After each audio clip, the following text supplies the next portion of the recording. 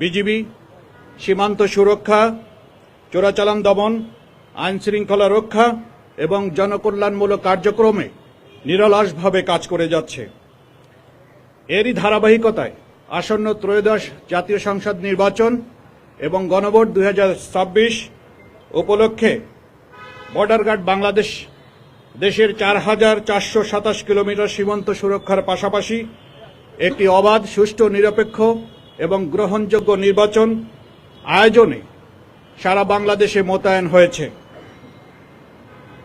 সম্মানিত মহাপরিচালকের দিক নির্দেশনায় ঢাকা সেক্টরের 4টি ব্যাটালিয়ন, ঢাকা সেক্টরের 2টি, নারায়ণগঞ্জ এবং গাজীপুরের 2টি ব্যাটালিয়নে মোট 9টি জেলা এবং ঢাকা নর্থ এবং সাউথ সিটি কর্পোরেশন সহ 4টি সিটি কর্পোরেশনের 51টি আসনে সর্বমোট 134 প্লাটুন বিজিবি মোতায়েন করে এবং 42টি বেস ক্যাম্প স্থাপন করে দায়িত্ব পালন করবে। এছাড়াও বিশেষ তল্লাশি কার্যক্রম পরিচালনা করার জন্য আপনারা দেখতে পাচ্ছেন আমাদের বিশেষায়িত K9 ডগ স্কোয়াড ইউনিট মোতায়েন থাকবে।